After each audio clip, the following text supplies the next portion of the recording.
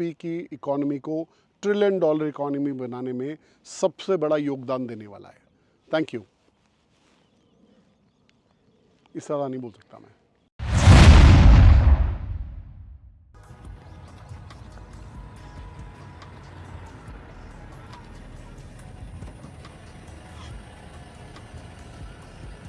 जय हिंद दोस्तों, मैं हूं नरेंद्र मुटनेजा, आपका रियल एस्टेट कंसल्टेंट।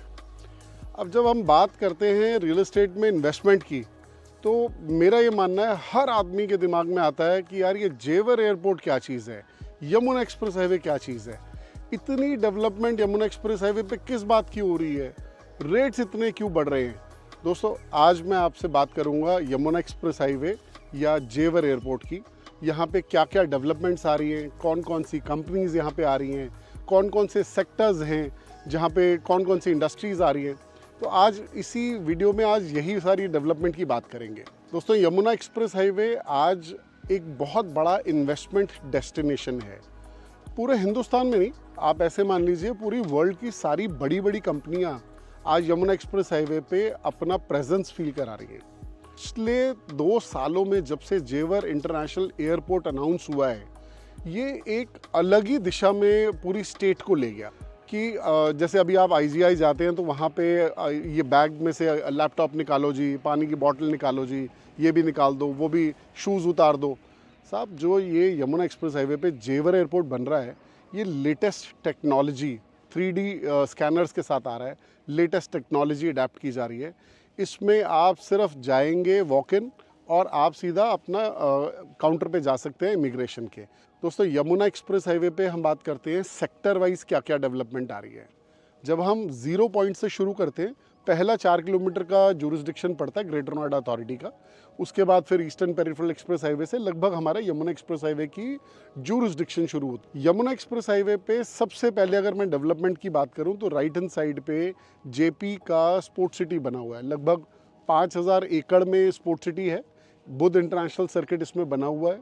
उसके बाद क्रिकेट स्टेडियम ऑलमोस्ट कंप्लीशन की स्टेज पे है।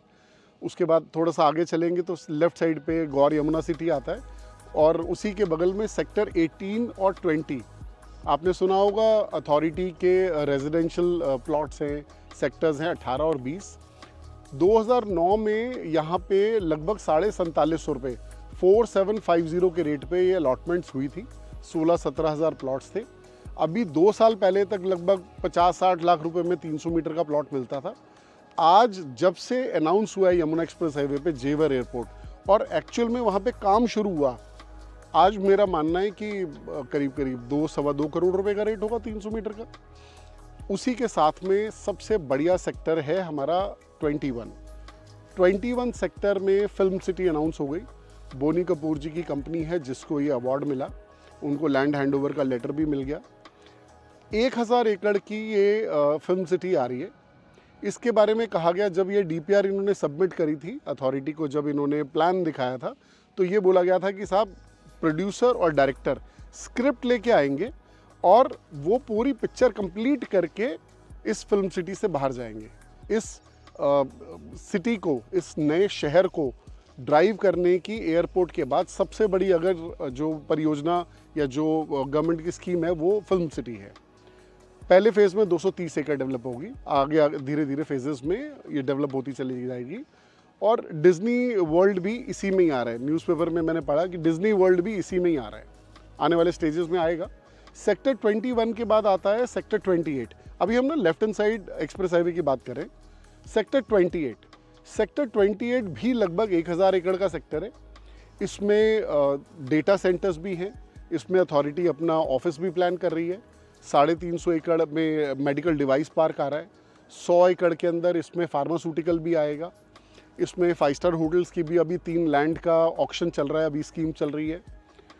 अपने आप में बहुत बढ़िया सेक्टर। अब यूपी गवर्नमेंट की सबसे अच्छी बात क्या है, यहाँ पे डेवलपमेंट को लाने का पर्पस क्या है कि यहाँ पे 1 सेक्टर 1 प्रोजेक्ट है। मतलब आप अगर यहाँ लैंड अलॉटमेंट कराना चाहते हैं तो आप क्या प्रोडक्ट का यहाँ पे मैन्युफैक्चरिंग करना चाहते हैं, उस बेसिस पे आपको सेक्टर अलॉट होगा।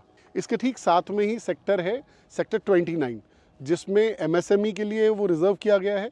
फिर अभी अगर आप सेक्टर 29 जाएँ तो बीकानेर फूड्स वहाँ पे उनका प्लांट ऑपरेशनल है। उसके साथ में सूर्य ग्लोबल फिल्म्स, जिसको शायद आप प्रिया गोल्ड के नाम से ज़्यादा बेटर जानते हैं, वो भी ऑपरेशनल हो चुकी है। एमएसएमई के अलावा सेक्टर 29 में मेजरली आपको मिलेंगे अपैरल से रिलेटेड कंपनीज, फुटवेयर से रिलेटेड, फर्नीचर से रिलेटेड। सेक्टर 29 के बाद नेक्स्ट सेक्टर है लेफ्ट हैंड साइड पे बिल्कुल सामने ही, सेक्टर 32। एवरी डेनिसन यहाँ पे ऑपरेशनल है।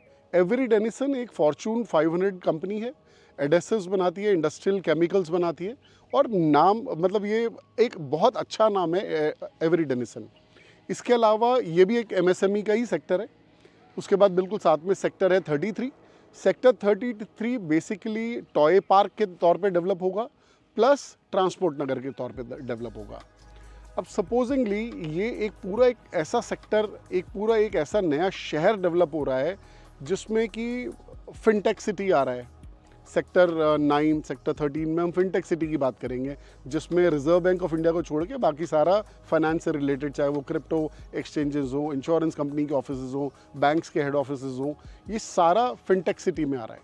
उसके बाद sector 4A, sector 5A authority ने रिजर्व कर दिया कि साहब इसमें सिर्फ जापानीज़ और कोरियन कंपनीज ही आएंगी, तो उन्हीं के हिसाब से स्कूल्स भी आएंगे, उन्हीं के हिसाब से मॉल्स, हॉस्पिटल्स, मतलब वो डेडिकेटेड है इन 2 कंट्रीज़ के हिसाब से। फिर उसके बाद नेक्स्ट एक सेक्टर आएगा सेक्टर 31। सेक्टर 31 भी इस एरिया की डेवलपमेंट में बहुत बड़ी भूमिका निभाएगा। 31 में आ रहा है साहब MRO, maintenance, repair and overhauling. मतलब आप ऐसे मान लीजिए कि हमारे इंडिया में अभी एयरक्राफ्ट्स की ओवरहॉलिंग, कंप्लीट रिपेयरिंग का हमारे पास कोई ऑप्शन नहीं है। हमारे ज़्यादातर प्लेन्स रिपेयर के लिए या तो हम भेजते हैं सिंगापुर या श्रीलंका या इस तरह से किसी जगह पे। बहुत बड़ी बड़ी कंपनीज़, मैं नाम नहीं लूँगा, बट 2 कंपनीज़ आप जानते हैं जिनकी मैं रेफरेंस ले रहा हूँ। शायद हो सकता है आपको बहुत जल्द यहाँ पे असेंबलिंग भी दिखे एयरक्राफ्ट्स की। सेक्टर 31 के बाद हम बात करते हैं जेवर एयरपोर्ट। जेवर एयरपोर्ट अभी फर्स्ट फेज़ डेवलप हो रहा है, ऑपरेशनल हो जाना चाहिए 2024 में। अगर हम ज़ूरिक एजी का अगर देखें, इनका 29 सितंबर 2024 कंसेशनर पीरियड का लास्ट डेट है। राइट हैंड साइड की जब हम बात करते हैं यमुना एक्सप्रेस हाईवे की मास्टर प्लान की, तो 650 एकड़ का शुरू में आता है टेक्नोलॉजी जोन। ये टेक्नोलॉजी जोन वैसे तो ग्रेटर नोएडा की जूरिसडिक्शन में है, बट यमुना एक्सप्रेस हाईवे की डेवलपमेंट में बहुत बड़ा रोल अपनाएगा। 650 एकड़ के टेक्नोलॉजी जोन में या टेक जोन में आप ऐसे मान लीजिए कि 13 प्लॉट्स हैं, जिसमें कोफोर्ज ऑपरेशनल है, पिछले 10 सालों से ऑपरेशनल है। 3-4 हज़ार एम्प्लॉयज़ काम करते हैं वहाँ पे, शायद ज़्यादा भी होंगे। उसके बाद प्लॉट नंबर इनके साथ वाला जो है उसमें स्टेलर ऑपरेशनल है। स्टेलर के बाद अगर आप पीछे जाएंगे प्लॉट नंबर 12 और 13 if I am not mistaken, वो है WTC का, जिसमें वीवो लगभग शायद 12 लाख स्क्वायर फीट इन्होंने लीज़ पे लिया हुआ है। 12 लाख स्क्वायर फीट में ऑपरेशनल है वीवो, और लगभग 10-11 हज़ार एम्प्लॉयज़ काम करते हैं। उसके बाद राइट हैंड साइड पे JP का, जहाँ पे क्रिकेट स्टेडियम बन रहा है, उसी के पास से रिंग रोड बन रही है। अब ये रिंग रोड की इम्पॉर्टेंस है कि जो राइट हैंड साइड पे मेजरली इंडस्ट्रियल सेक्टर्स आ रहे हैं, जैसे सेक्टर 24 है, सेक्टर 24A है। अब 24 के अंदर जैसे वीवो ऑपरेशनल है, उसके बाद धर्मपाल सत्यपाल ग्रुप का, उनका शायद कंस्ट्रक्शन स्टार्ट हो गया, उनकी भी लैंड है यहाँ पे, उनको अलॉट हुई है। उसके बाद पितांजलि को लैंड अलॉट हुई है, लगभग 300 एकड़ के आसपास पितांजलि का है। ये सारी इंडस्ट्रीज जो आ रही है ये रिंग रोड पे आ रही हैं। रिंग रोड स्टार्ट हो रही है JP स्पोर्ट सिटी, जहाँ पे क्रिकेट स्टेडियम बना हुआ है, वहाँ से होती हुई एक आर्क शेप में जाएगी ये जेवर एयरपोर्ट तक। उसके बाद इसी में ही राइट हैंड साइड पे सेक्टर आता है 22D। मेजरली जो रेजिडेंशियल आएगा यमुना एक्सप्रेस हाईवे पे वो 22D में आएगा। दोस्तों ये सारी डेवलपमेंट है, ये मास्टर प्लान में है, और मैं आपको थोड़ा सा रेफरेंस और दूंगा कि मास्टर प्लान कैसे पढ़ा जाता है। उसमें आपको 3-4-5 कलर्स देखने को मिलेंगे। जब हम बात करते हैं येलो कलर, तो येलो कलर मतलब सिर्फ रेजिडेंशियल है। जहाँ जहाँ रेड लिखा, रेड से मार्किंग है, रेड कलर आपको मास्टर प्लान में देखने को मिले, मतलब वहाँ 100% कमर्शियल आना है। ऑरेंज का मतलब होता है मिक्स लैंड यूज़, ब्लू का मतलब होता है इंस्टीट्यूशनल और एजुकेशनल सेक्टर है, और उसके बाद अगर हम देखते हैं लाइट ग्रीन का मतलब है ग्रीन एरियाज़ होंगे, डार्क ग्रीन अगर है तो मतलब रिक्रिएशनल एरियाज़ हैं। तो मेरा ये मानना है कि अगर आप यमुना एक्सप्रेस हाईवे पे कोई भी इन्वेस्टमेंट करना चाहें, चाहे वो रेजिडेंशियल अपार्टमेंट्स हो, चाहे आप रेजिडेंशियल प्लॉट्स की बात करें, कुछ आपको कमर्शियल शोरूम्स चाहिए हो या कमर्शियल प्लॉट चाहिए हो, तो ये एक सही टाइम है इन्वेस्टमेंट का। क्योंकि अगर हम बात करते हैं कि जैसे जेवर एयरपोर्ट के बाद अब जो ये पूरा इकोसिस्टम डेवलप होने वाला है कि कंपनीज़ आ गई, इन कंपनीज़ को अथॉरिटी ने लैंड इस शर्त पे दी कि 1 साल में आपको अपना फैक्ट्री आउटलेट या जो भी इंडस्ट्री बना रहे हो वो ऑपरेशनल करनी है, 5 साल तक आप बेच नहीं सकते। तो ये वो टाइम आ गया जब अथॉरिटी का फोकस सिर्फ डेवलपमेंट पे है, ऑपरेशनल करने पे है इंडस्ट्रीज को। मतलब वो टाइम नहीं है कि आपने इंडस्ट्रियल प्लॉट ले लिया और 10 साल 15 साल पड़ा हुआ है। ये सारा सोच विचार करके अथॉरिटी ने पॉलिसी लाई। ऐसे मान लीजिए कि कंस्ट्रक्शन स्टार्ट हो गई, लोग यहाँ काम करने लग पड़े, तो ऐसा नहीं है कि वो लोग नोएडा या ग्रेटर नोएडा या गाज़ियाबाद जाके रहेंगे, वो इन्हीं इंडस्ट्रीज़ के आसपास के 4-5 किलोमीटर में ही रहेंगे। जब भी सरकार को कोई नया शहर बसाना होता है तो सबसे पहले वो इंडस्ट्री लाती है, क्योंकि इंडस्ट्री की वजह से पूरा इकोसिस्टम बनता है। इंडस्ट्री आ गई, ऑपरेशनल हो गई, तो लोग रहेंगे भी उसके आसपास। अब अगर आप रह भी रहे हो तो फिर आपको बच्चों का स्कूल भी चाहिए, आपको हॉस्पिटल भी चाहिए, आपको मॉल भी चाहिए, आपको एंटरटेनमेंट भी आसपास ही चाहिए। तो ये एक पूरा शहर डेवलप होने वाला है।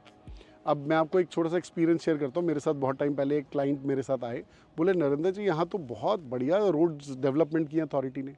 मैंने कहा साहब बिल्कुल, आप कह रहे हैं कि आपको ये इंटरनेशनल सिटी लग रही है, लगनी भी चाहिए, क्योंकि यहाँ पे हम इसको किसी आने वाले शहर से कंपेयर नहीं कर सकते।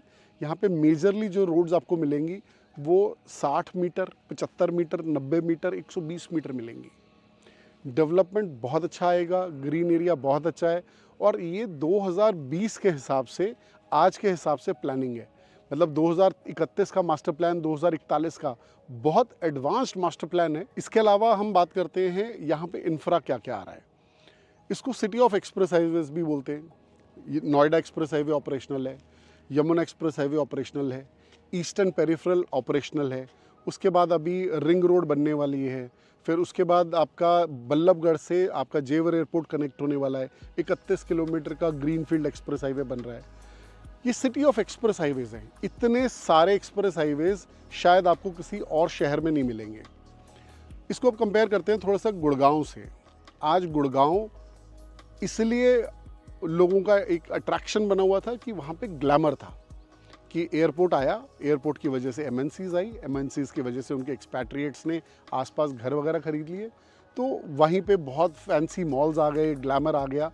साहब अब मेरा ये मानना है, यमुना एक्सप्रेस हाईवे आप चाह के भी इग्नोर नहीं कर सकते। ये आप ऐसे मान लीजिए जैसे सन 2002 में जिस स्टेज पे गुड़गांव था, आज यमुना एक्सप्रेस हाईवे मान लीजिए उस स्टेज पे है, लेकिन गुड़गांव को जो 20 साल 22 साल लगे डेवलप होने में, मेरा मानना है उस तरह की डेवलपमेंट 2 या 3 साल या 4 साल में आ जाएगी, क्योंकि हमारी फिल्म सिटी बन चुकी होगी, हमारा एयरपोर्ट ऑपरेशनल होगा, आसपास की मल्टीनेशनल कंपनीज आ चुकी होंगी, तो ये पूरा इकोसिस्टम चेंज हो जाएगा। मेरे को ये लगता है कि आपको ये अपॉर्चुनिटी मिस नहीं करनी चाहिए, क्योंकि रियल एस्टेट में एक चीज़ बहुत इंपॉर्टेंट है, टाइम इन और टाइमिंग।